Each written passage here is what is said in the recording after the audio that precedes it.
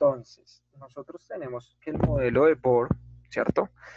Va a tener orbitales igual, como lo planteaba Rutherford, solo que la diferencia radica en 2 puntos. El primero es que no todos los orbitales estaban en el mismo nivel, por así decirlo, sino que se iba agrandando el átomo. Y sus orbitales eran circulares.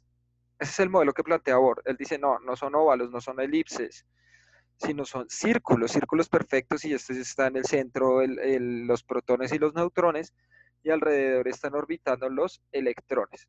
Entonces, si nosotros buscamos el modelo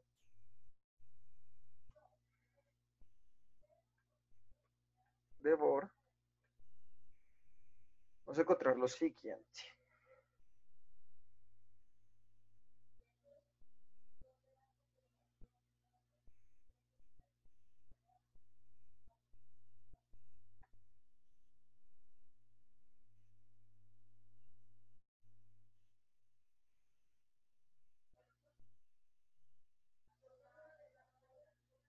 Entonces, miremos un átomo grande de Bohr. Entonces, miren, lo primero es que vamos a tener múltiples orbitales, pero ellos no se van a encontrar en el mismo nivel, sino va a haber unos más pequeñitos y otros más grandes. En el centro vamos a tener protones y neutrones, ¿listo? Y alrededor vamos a tener orbitando los electrones. Vamos a tener varios niveles. ¿Hasta cuántos niveles puede haber? O sea, ¿cuántos orbitales puede haber? 8. 8, 7. 10, ¿cuántos? 7. 8, profe, ¿no? ¿Cuántos periodos hay en la tabla periódica? 7. 8. 7. 7. No, perdimos la plata, muchachos. ¿Sí? 7. Yo voy re bien. Yo respondí todo bien hasta ahora. Pongamos un 100 a mí. Bueno, está bien, Casallas, tienes tu 100. Y cuando te lo ponga, ¡pum! Ahí despiertas y viste que tú eras una farsa. El átomo no existe ni nada. Ah, no. Ay, es broma. Ah. Sí, que ya sé. Casa del ICO, profe. Ah. Entonces, miren. ¿Cómo es? Oh. El morenazo. Entonces, miren. Él dice que están estas órbitas y podemos tener hasta 7. Por eso la tabla periódica tiene 7 periodos nomás. Cada periodo indica una órbita que tiene un átomo. ¿Listo? Pues miren. 1, 2, 3, 4, 5 y puede ser hasta 7, ¿listo? O sea, todos esos orbitales van a seguir creciendo. Entre más grande sea un átomo, entre mayor número atómico tenga, pues más orbitales tendrá, ¿listo? Sin embargo, los que se han conocido hasta el momento solo tienen 7 orbitales, ¿listo? ¿Hasta ahí todo bien? ¿Todo bonito? Sí, obvio. Sí, señor, profe. Sí, señor. Bueno. Listo. Este modelo se usó mucho. Digamos, por ejemplo, acá nosotros podemos decir que este átomo es un átomo ¿de qué será? Un átomo de hidrógeno. ¿Por qué? Porque ahí arriba dice. ¿Pero por qué? O sea, no importa Porque que solo tiene diga. un electrón. Solo tiene un electrón. ¿Y qué Una pasa? órbita solamente. Solo tiene una órbita. Porque tú cómo sabes que solo tiene un electrón. No, solo tiene una Porque solo órbita. aparece uno. ¿Pero por qué? O sea, hey muchachos, o sea, si acá saliera, este es un átomo de carbono y está esta misma foto, ¿ustedes le creen porque dice eso y ya? No. O sea, es que No. solo tiene una órbita. Tú nos ¿Y qué pasa? habías dicho. El Pero tú primer cómo sabes periodo. eso. Listo, primero está en el periodo 1. Excelente. Es decir, solo tiene una órbita. Masa atómica del hidrógeno. Más alto. H. Masa No. atómica, no símbolo. Símbolo es H. Ah, más atómica, no, ni idea, profe. Es el elemento más pequeño del universo, el átomo más pequeño de todo el universo. Su masa atómica es de 1. Yo lo dije, profe, no me escuchó. No, no te escuché. ¿Qué quiere decir ese 1? Que tiene solo un Electrón. protón, ¿listo? Electrón y protón. La masa atómica nos está diciendo que solo tiene un protón. Protón. Entonces miremos, si tiene solo un protón y nos dice que el átomo está en equilibrio, eso quiere decir que también tiene un Electrón. neutrón. Electrón. A ver, concentrados. Si dice que su número atómico, ¿cierto? Su número atómico, perdón, no es la masa atómica, sino el número atómico. Si su número atómico nos dice que es 1, nos quiere decir que tiene un protón. El número atómico nos está diciendo que el número atómico es el número de protones que tiene en su núcleo. Pero si el átomo está en equilibrio, o sea, si está solito, eso quiere decir que también tiene un Neutrón. neutrón en el núcleo. Y en consecuencia, si está en equilibrio, va a tener un electrón. ¿Listo? Entonces ahí yo sé, ¿cierto? Que este es un átomo de hidrógeno. No solo por lo que diga acá, o sea, acá puede decir muchas cosas, no importa. Pero si ustedes solo se basan en lo que, no, sí, ahí dice, pues, ¿por qué? Porque no, ya es la fácil. Sí, claro, sí, no, vamos a sacarle la lógica a todo. Entonces, ¿la lógica cuál es? La lógica es que la tabla periódica me está diciendo el número atómico, es el número más grandecito que aparece en cada átomo.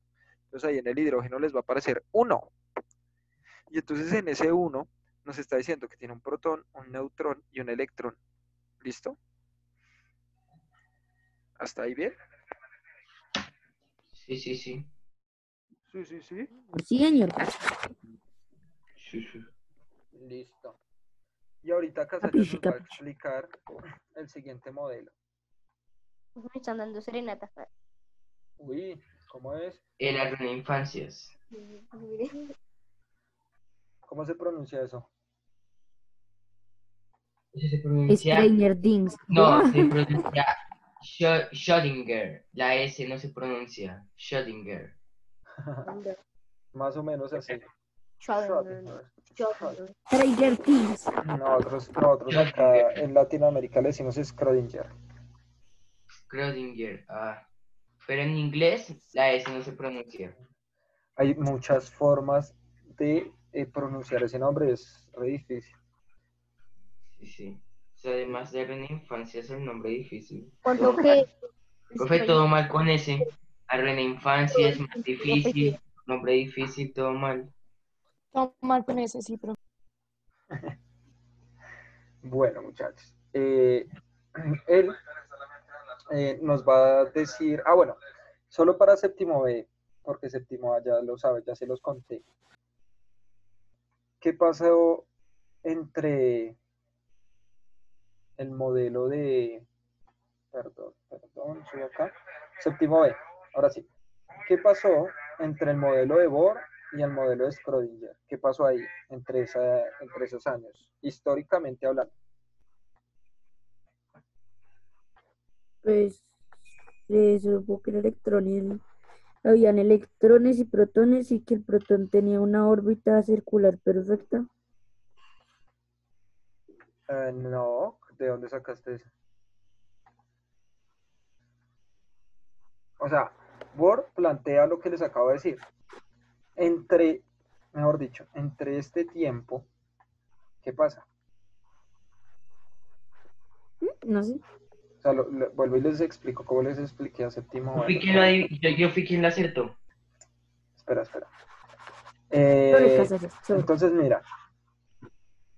Espera. Entonces, miremos las fechas. Entonces, bueno, Demócrito, 460 a.C. Acá sabemos que hubo Inquisición, que hubo Edad Media, se prohibió la ciencia, mejor dicho, quien pensaba lo mataban. Listo. Chan. Llegó Dalton. Siglo XVIII, siglo XIX. ¿Sí o no? Llegó Thomson, siglo XIX, finales del siglo XIX. Y llegan los avances más importantes del siglo XX. Mire, 1910, 3 años después, 1913, se plantea un modelo atómico. Entonces, la pregunta es, ¿qué pasó acá históricamente hablando? En la historia del planeta, ¿qué pasó ahí? La Primera Guerra Mundial. Año de la Primera Guerra Mundial. Eso que era pal B. Ah, Camilín sí es. Sí. Ah, Camilín es de la. ¿Tocó bajarle puntos? No, no, no, no. Ah, no, papi, las reglas son reglas, ¿sí o no? ¿Qué dije, Casallas? Sí, sí, profe, dijo pal B porque el A ya lo sabe. Ajá. Perdón, profe. Año No, de la Primera Guerra Mundial.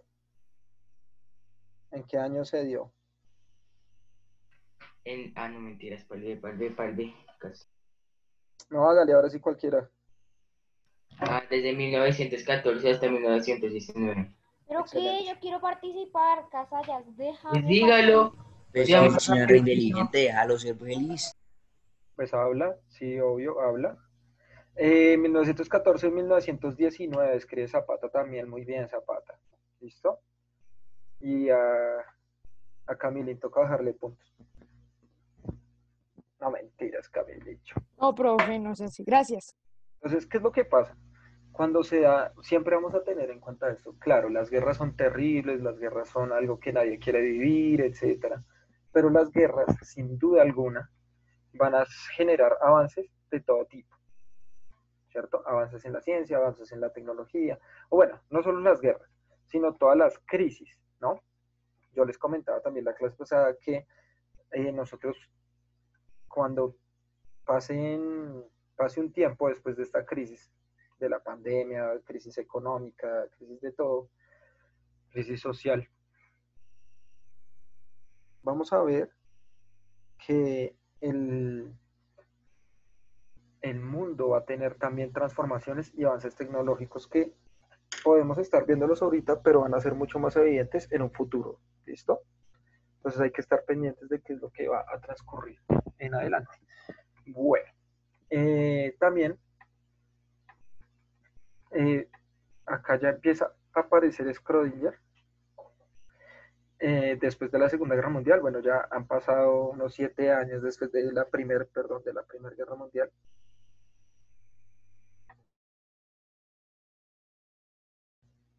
Y en ese momento histórico, pues ya se aventuraba, pues digamos, otra vez la ciencia a hacer algunos aportes y avances muy importantes. Para la época, obviamente, ya estaba Albert Einstein, que iba a decir algunos planteamientos muy importantes. ¿Listo? Ahora, miren este modelo, el arruina infancias que dice Casallas. Que mírelo todo feo ahí. Parece No, como. Sí. es muy bello. Parece como bombas, parecen bombas, globos. Pero bombas re feas, profesor, usted le muestra eso a alguien de primero y se pone a llorar. Está bien. Bombas reinfladas que parecen cuando se ponen como peras, profe. Así. ¿Sí, no? Y es que, ¿qué nos decía o qué nos dice más bien Schrödinger? Miremos acá. Bueno, él es muy famoso. Schrödinger. Erwin, para que le pongan así a sus hijos. Yo Erwin, tenía un compañero llamado Erwin, era re fastidioso. como Casallas. Sí, pero peor. Ese se creía el fitness. Uy, no. En el Santa Isabel, En el antiguo colegio, todo fastidiosito. donde estudiabas Casallas. En el antiguo, estudiaban con subsidio. ¿En cuál? En el norte. Con Tatán. Tatán estudiaba conmigo, ¿sabía, profe? No. Pues sí, Tatán. Yo conozco a Tatán antes que todos. Saludos. ¿Antes que la mamá? Sí, antes que la mamá. Entonces, nuestro amigo Casallas nos va a explicar el modelo de Schrödinger. Claro, claro. En este modelo. Uy, vea, profe, se me olvidó. Deje el más Ya. fácil. Deje el más Ya, fácil. sí. Espérate, profe, pon este, espérate. O ¿El azul? Sí. No, espérate, este. En ese, tú lo habías explicado bien y ya sé cómo se hace. Listo. Entonces acá, estas cositas eran como que las órbitas o algo así. Ya ni me acuerdo la verdad. Lo único que me acuerdo con este fue que el profe dijo que el electrón se mueve súper rápido así, y que no sabemos dónde está. Que parece que Listo. se transporta así, Y podía saber cuál era la velocidad, pero no saber dónde está, o podía saber dónde estaba, pero no la velocidad.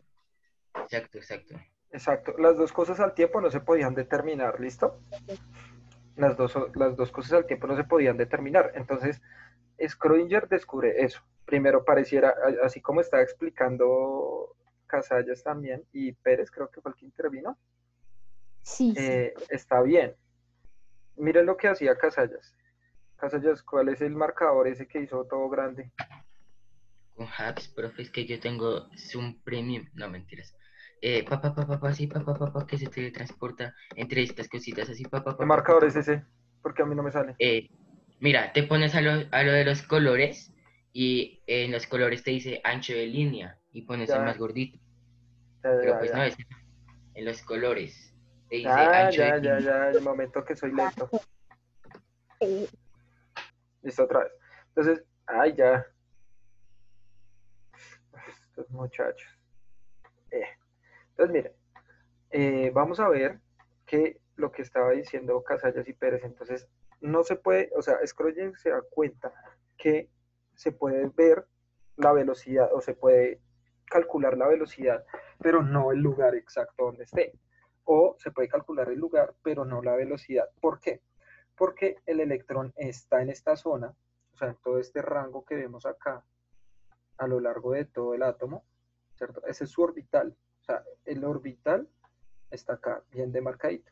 Pero hay una onda que se llama onda electrónica, mírenla acá. Y esa onda electrónica, ¿cierto? Lo que va a hacer es que él le va a dar la libertad al átomo de moverse en cualquier lado. Entonces pareciera que este átomo este electrón, perdón, se estuviera teletransportando en toda esta zona todo el tiempo. Entonces viaja de un lado a otro y siempre está ahí, moviéndose rápidamente.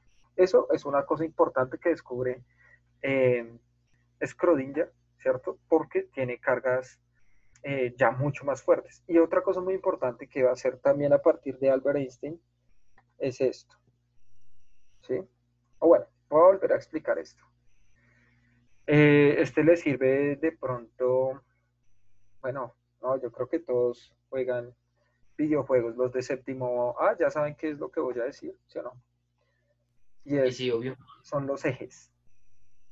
Sí, obvio. Ah, De séptimo B, ¿todos tienen consola o han jugado Profe, con joystick?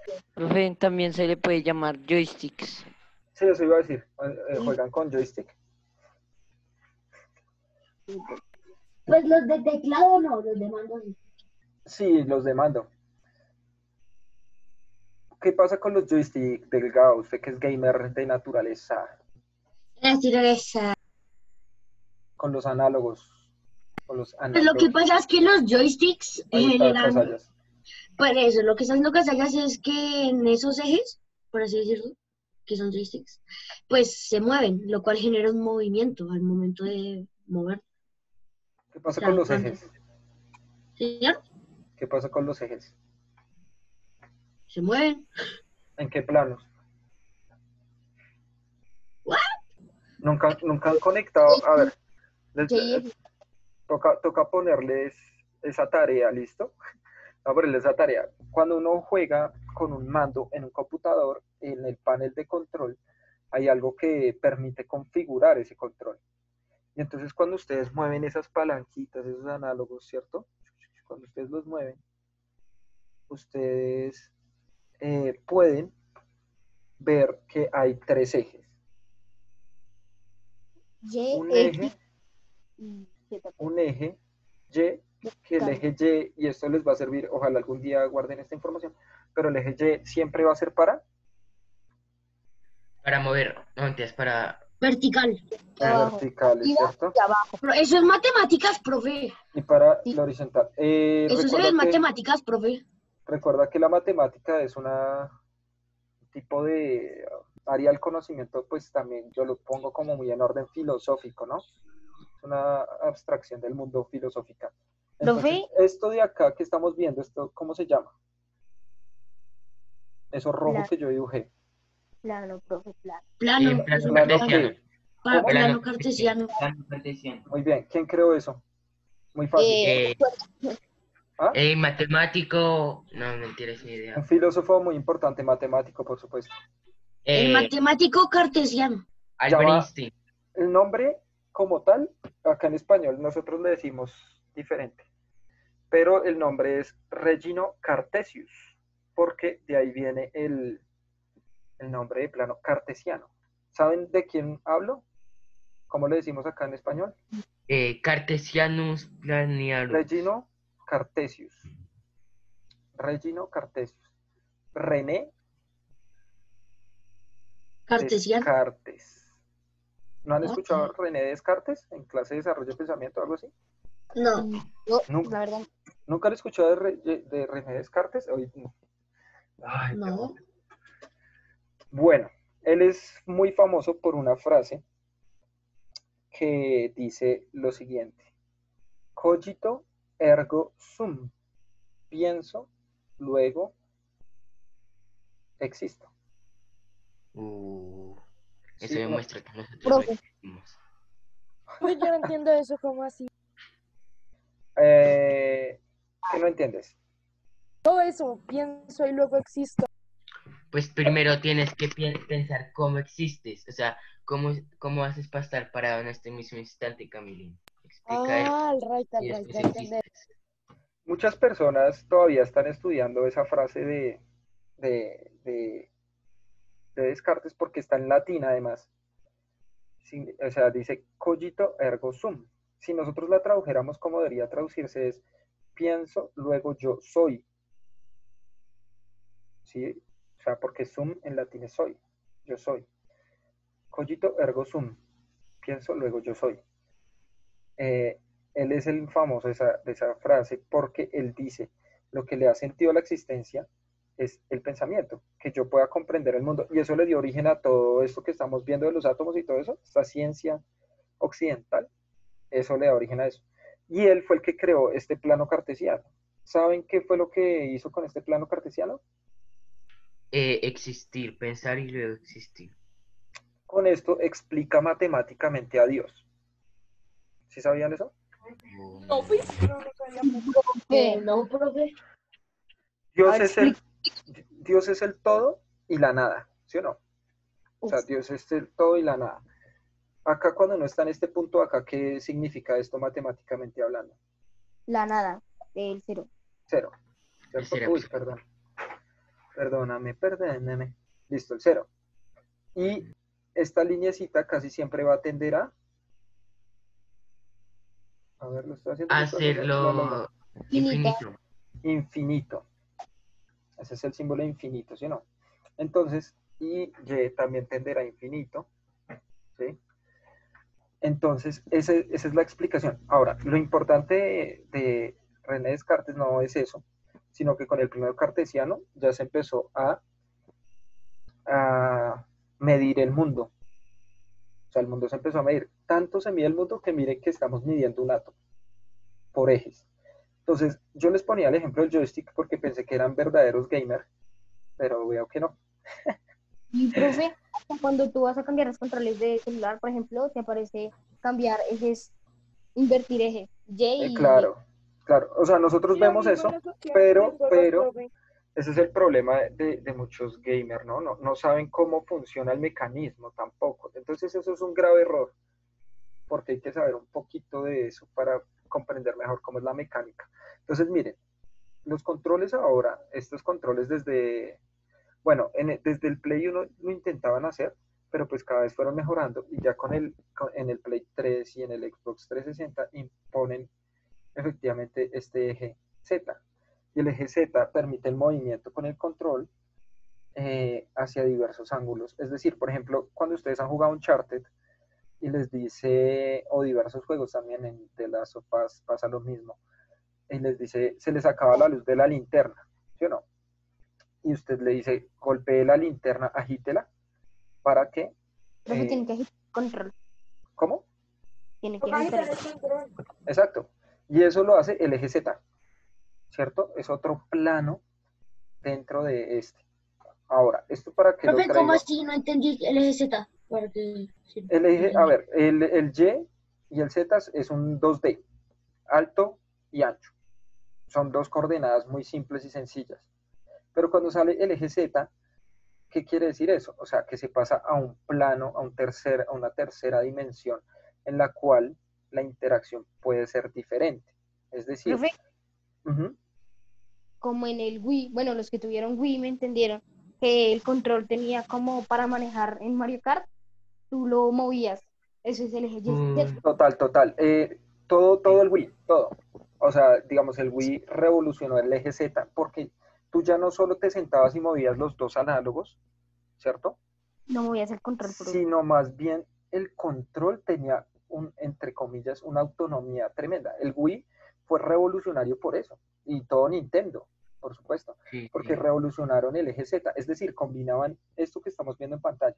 Ahora, esto lo traigo es por lo siguiente, o sea, cuando Schrödinger plantea eso, ¿cierto? Lo que nos está diciendo es, miren, hay unos ejes donde los electrones se están moviendo y no son planos como decía Rutherford. Bueno, Rutherford no lo veía tan plano, pero no son así de sencillos, ni tampoco como lo está diciendo Bohr, sino que estos van a tener tantos planos, ¿cierto? Y esos planos van a generar diversas orbitales. Entonces, Ah, no, pero es que aquí tienes cositas, ¿no? Profe, ¿puedes Guárdamelo. silenciar para que no haya Ah, interrupción no, de conexión? entonces dice, ¿cómo, Camilín? Ah, profe, nada. Bueno, y entonces va a haber varios planos allí, ¿cierto?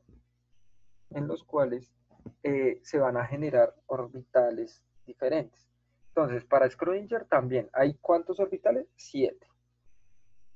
Pero la cosa se complica porque con estos ejes, con el eje Z que se plantea ahí, aparece esto, muchachos.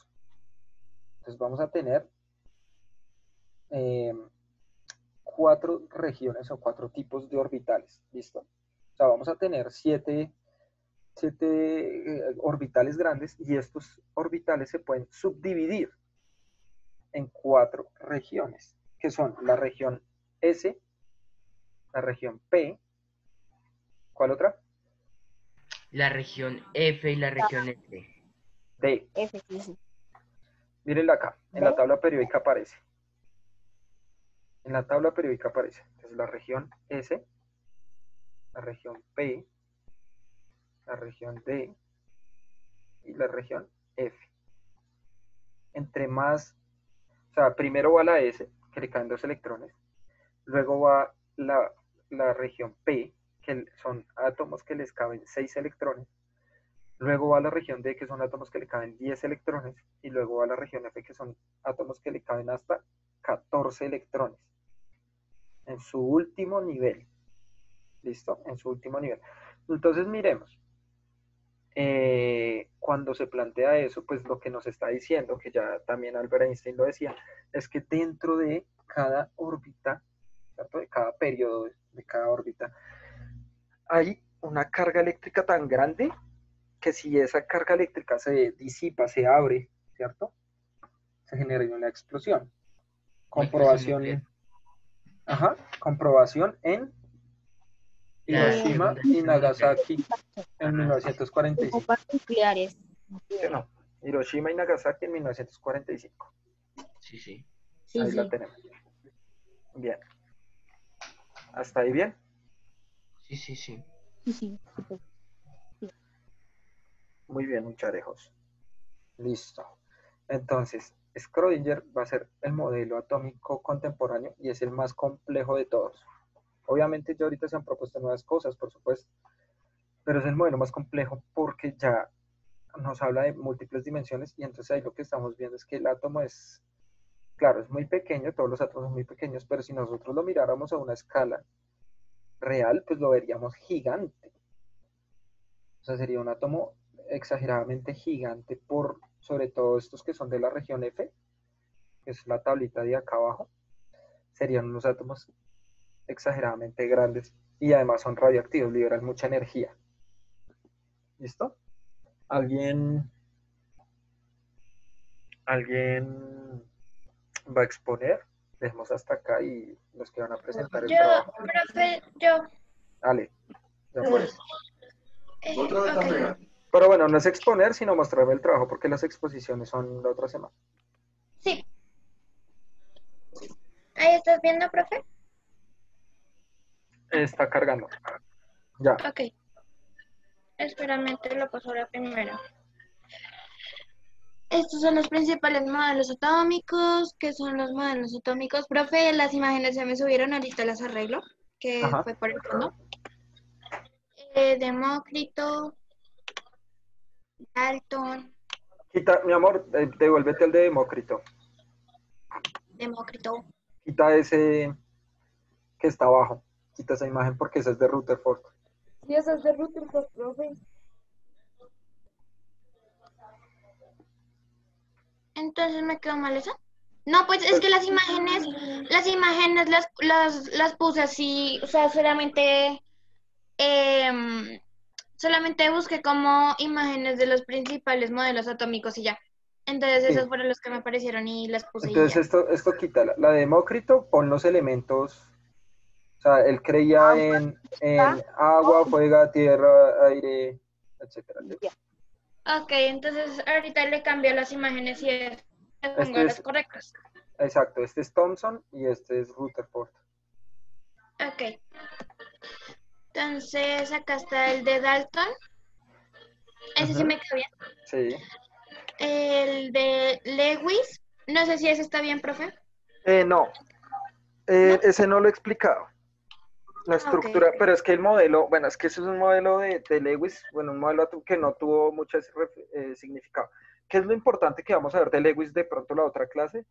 Es la ley del octeto y una estructura química parecida a Bohr, donde los electrones se unen unos con otros. Eso es muy clave, eso lo vemos la próxima. Bueno, la de Thomson. Esa, la imagen no sé si está bien también, profe. Sí, sí, sí, sí. Me bajo todo esto acá. La de Rutherford es esta. La de Bohr, esta. La de Sommerfeld, no sé, esta. Y la de no sé cómo se pronuncia, esta. Lo acabamos de ver, Schrödinger. Eso. Y ya. Bueno, mi amor, te sugiero le bajes la letra. Hay mucha letra, mi amor, muchísima. Entonces, cuando hay mucha letra, uno casi siempre tiende a leer en la exposición, ¿listo? Entonces, Memorizarse algunas cosas. sí, a veces aguanta memorizar. O explicar imágenes. Hacer relaciones, es más fácil. ¿Listo? Pues Ok, ahí están. Te falta explicar algo muy importante y es de las características generales de la tabla periódica. Eso ahí decía en el video que también tocaba explicarlo. ¿Listo? Ok. Bien. Bueno. Bien. ¿Alguien más? ¿Alguien más quiere mostrar su trabajo mientras? ¿Cómo va? No, profe. ¿Ninguno más? ¿Ninguno más? No, profe. Bueno, muchachos. Mis muchachas. Bueno, pensé que alguien más iba a pasar. Entonces, ¿qué es lo que vamos a ver acá? La tabla periódica también está organizada de tal manera que nosotros podamos reconocer ciertas características generales de los elementos. Y entonces en esos elementos nosotros vamos a ver que no es casual que estén agrupados por características específicas, porque esas características específicas se las está dando los niveles, perdón, los electrones que tienen en el último nivel. Entonces, estos bloques nos están diciendo más o menos la región a la que pertenece y les está dando unas características. Entonces, miremos algo importante. Si está la región S, miren, son estos metales pesados, tierras raras. Tenemos en los D, los metales de transición. En el P están los no metales, ¿cierto? Están los gases nobles, metaloides, ¿listo? Y en el F tendríamos Uy, en el estos F están elementos que los son los tóxicos. radioactivos, los Eso, lantanios y los actinios, ¿sí o no? Eso. Tinios, profe. Muy bien. Lantanios y actinios. Muy bien, estos muchachos son los mejores del universo. Profe, Casallitas y todos acá son los mejores, en especial Casallas. Y Camilo, ¿Y Camilo? Listo. Muy bien. Pues profe, dejé Bueno, de grabar y vamos. ponemos música. Yo me voy despidiendo, profe, porque mi internet está contando. Pero voy a explotar